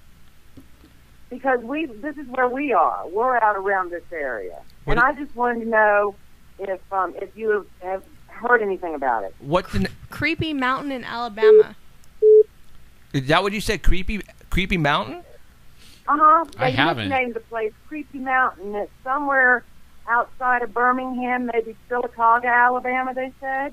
Wow, I've never heard. of it, Yeah, yeah. I've never heard of creepy. No, but we'll be looking into it Can now. we look it up and then Yeah. we'll talk about it on air next week? Yeah, Uh-huh. yeah. We'll talk about. And I just know maybe it's making its rounds or something. I just wasn't sure. But anyway, we thank you so very, very much. We thoroughly enjoy listening to you, and we found you from Dark Matter, and now we are loyal fans. Woo! Thank Yeah, you. Thank you. woo-hoo. Thank you very Thank much. you I so very appreciate much. that. Thank I you hope very you have much. a great evening. Thank you. You too. you, We'll you look too. into that creepy in Mountain, Alabama. yeah. Yeah, we'll look into it. Thank you for letting us know. Thank you very much. Okay. I appreciate Thank it. you. Thank you. Y'all take care. Okay. Thanks. Bye. Bye-bye. Dark Matter, baby. Creepy Mountain. Dark Matter, gonna be baby. looking Thank for you, that. Art Bell. Thank you, Keith. And All right. I might have some friends down there. I'll have to ask them. Okay. All right, with the time constraint, we're going to do the 5th caller in honor of the 500 pages. Oh, okay. Right now? Yes. All right, let's go. 5th caller, guys. Fifth caller, area code 559-287-8367. 559-287-8367. I don't care where you're at. If you're on the road, you better pull over, because I don't want you dialing in, not unless you have a special phone. But when Roger met Patty, 500 pages of killer debunking. It's real, guys. See, it's freaking real. I'm serious. The next person who tells me it's a fake. All right, that's how passionate I am about this. I never thought it was fake. No, the more like people we bring out, like William Munns, that people are gonna. They can't say that this guy doesn't know what he's talking about. When that came out, my sister pointed it out on here. We lived in El Portal, the one that's burning right now. All right. And we slept on a bunk bed right next to a window. And I was on the top, but only every night I prayed that Bigfoot wouldn't get me. But then I would wake up in the morning and say, "Man, did you guys see Bigfoot looking in the window?" I scared my brother and sister so bad. Maybe that's why they hate you. Yeah. That'd be All one right, little stop reason. calling. Oh, we got a wiener. All Got right, a number 5. there we go. What is it? Let's see if we can put it on there. Can we put you on air? Okay. Here we go. Hello, who's this? Hello? Hi, who's this? This is Ginger. Hey, you won. Ginger. Hey, bro. I was just talking about you. And she is in Wisconsin. Yeah. Believe it or not. Wisconsin. Yeah, Wow. well, you guys some Wisconsin squatching. Right on. Okay, well, we got a winner. Everybody stop calling. We got a winner in Wisconsin. How is it? Is it cold over there right now? It was hot and humid earlier, and then the storm blew the humidity out, and it's nice and cool. I say it's in the upper 60s. Oh, okay, that's not bad. So, all right, Ginger. Feels good. Okay, Emerald is going to get the information. Stand by. Bye, Jen. Okay, thank you. Okay, thanks. See you later. Okay, love you, bro. Love ya. Look at that, your sister. All right. She had it on speed dial. Wisconsin. All right, she's in Wisconsin, guys. So that anybody could be calling. Just so happened that it was her. So, all right, that's it. No more callers. We got the 2 callers that we needed to give away those books. Now, if you want one, they're not very expensive. Amazon.com, you guys. Okay. This guy pretty much explains it all in detail. I read pretty much. I want to say I'm not gonna lie. I read 3/4 of the book because I just got it like 4 days ago, and I work for a living, and it was really hard for me to read it because it's 500 pages. I wonder if he looked at. Remember when Rick Dyer came out with that video of the dead Bigfoot, and then he said it was a skin, Right. and it was filled with wood, or something, to make it hold it up. I wonder if he looked at that. I was gonna ask him, and I forgot. He probably didn't even bother because if he just says Rick Dyer, he says, "Poosh," why even waste my time? And that's the way I feel about Rick Dyer. Yeah, same here. When he's involved with anything, his name, I just say, I'm not going to even bother. Well, I wanted to believe him at first, but only. I mean, fool me once, shame on me. Fool me twice, like slap you across the face. Yeah, kick my butt. I just once a hoaxer, you always be a hoaxer. All right, simple as that. That's right. And I'm telling everybody right now, we love what we do here. This is our passion. We're going to bring you the best evidence. We're going to bring you people on our show that's going to give you the best stuff there is out there. I mean, William, this is his first interview, guys, and we happen to have grabbed it tonight. That's just, I didn't know that. That just blew me away. He's been interviewed, but he never was interviewed for about this the book. Exactly. Right. This is his first interview. So that's, we're flattered and honored here that happened today. You know what we're going to have to do? What's that? Because the live stream does have a delay. So people call in are going to call in after. Oh. We need to set up a specific time when you have books that people could call. So let's say like 6:30, and you tell them at the very beginning of the show. You keep reminding them 5 minutes later before. That way everybody can call at the same time. Because live stream does have a delay. Oh, I see what you're saying. So the people on Dark Matter have an edge, huh? I just thought They're about like, that. Oh, call! So they beat everybody off of the live stream. Just thought about that. Ooh. Yeah. Well, At least 2 minutes. Ginger wasn't listening to Art Bell. She was listening to live stream, probably. I'm thinking. I don't know. Okay. All right. That makes sense. You're right, Emerald. Thanks for bringing that up. Mm-hmm. So, because there is a lag on the live stream compared to Art Bell. So, okay. That's why you all should just go to Art Bell. Go to Dark Matter. Well, that's actually a very good. And I usually say that. Watch us Yeah, but then we look like a Chinese. You know what I mean? Like whatever we're saying on dark matter isn't matching what we're saying on live stream. Right. Like, Exactly. yeah. Yeah, it's pretty funny. So, like like the Godzilla movies is what we're basically trying to tell you, that we're not synced up with the voice. We'll never have Rick Dyer, you guys. No, not as a guest. No. Not unless he brings a real live Bigfoot with him. That's the only way he could convince me. Is I need to see. That'll the never real happen. No, the next video that'll come out said, "All right, I'm going to bring in a live Bigfoot. Stand by." Oh my God, the government just came in and took him. No, according to him, he has a baby one. Oh, whatever. That he goes and visits. So I mean, bring the baby and let's talk. Yeah. Right? And I want to see that. So, okay. All right. Before we only got like 9 minutes left. Let's just talk about one thing that's not Bigfoot related, and the Ebola virus. When this came out, a lot of people were freaking out. I was. All right. Sure, I was too. You guys all know about the Ebola. They're bringing in one person right now, a male, a doctor who supposedly got infected in Africa, treating patients over there. And everybody is freaking out because they're bringing them to the United States of America, where why are you going to bring a virus that deadly, to America? Well, they're bringing them to Atlanta, Georgia. Well, what's in Atlanta, Georgia? The CDC. All right. What is the CDC? The Center of Controls, the Center of Disease and Control, basically. I mean, they got everything there in case. As a matter of fact, my wife last night pointed out to me, and it freaked me out. But you really have to step back and say, okay, why did they bring them here? The first season of The Walking Dead, if you guys remember when they all walked into the CDC building, and they were basically saying, hey, this is something that we actually invented, and we released the zombie apocalypse. Well, that's exactly where they took this doctor, to Atlanta, Georgia at the CDC. Now, there is a hospital that's associated with the CDC.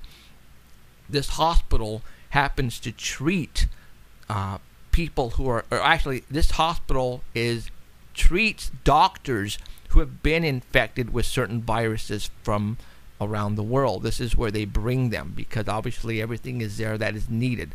I was listening to a very, very high wattage popular AM station, and the DJ was talking about what we're talking about, and he was frustrated. Why are they bringing him here to America where there's a slight chance that it could escape and infect other people? And he was mad as hell.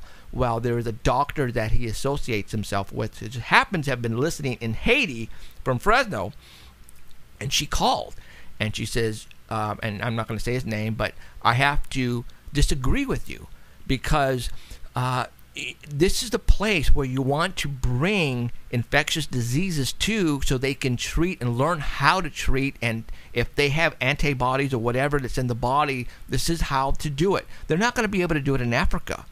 All right, there's nothing in Africa. They can't take the CDC to Africa, so they have to bring them obviously here. And hopefully they did it in a containment situation where now they can actually sit down and evaluate what he has and treat him. So at first I was scared as well, because with all of the border crossings and the camps that are controlled by FEMA are now opening up all around the United States, you guys. This Ebola thing is scared the crap out of me as well. As a matter of fact, now I don't know if it's true or not, but I placed something on my wall on Facebook. Now, you guys who are on Facebook, who are listening to us on Dark Matter Network, we have a Facebook like page, paranormalcentral.net. Please go and like it right now, because when you do, you will be getting the up-to-date information from all of this stuff that you're hearing and not hearing on news media. We're going to give it to you straight. I also have a personal page, Jeffrey Gonzalez, and Alan Thomas also has a personal page. Go like all three, especially us two, at right now before the 5,000 number goes up. Well, mine is Sasquatching. Sasquatching? Facebook.com/Sasquatching. Okay, mine is Jeffrey Gonzalez. You can type in Sanger Paranormal Society and it should come up. All right, but Paranormal Central is the Facebook like page. Go and like us, because we are going, like I said, we're going to give you the stuff you don't get anywhere else. I promised you that. Okay? What's coming up in the near future? Well, obviously the Ebola virus is right now, it's like on the high priority list. Everybody's talking about it. Better not spread. Yeah, well, let's If continue. it does, then I know they said it was a setup. You know what? As a matter of fact, I don't know if it's true or not, but again, before I was announcing the Facebook like page, Obama signed something that states, and I don't know how true this is, but that you know what? If you cough, if you are sick, they like can the TB. They can take you and put you in contamination. I don't know. You know, there's so much stuff going around. You don't know what's true or not. Okay, all I know is they did bring the doctor. Now there was 2 people who were infected, a female and the male. The male they did bring to the United States. The female, from what I understand, was given a anti serum. Yeah. Okay, and that's why she stayed, because they were able to take care of her up there. And he actually allowed her to take it. They only had 1 serum for some reason. Why, I don't know. But because he's a doctor in the medical field, he was willing to have them come back and to be the guinea pig. Is what he's going to be doing right now at the CDC, the hospital. He's going to be the guinea pig. They're going to try to see if they can, whatever he has, it could be a different strain of the Ebola. We don't know. Obviously, they're not going to tell us.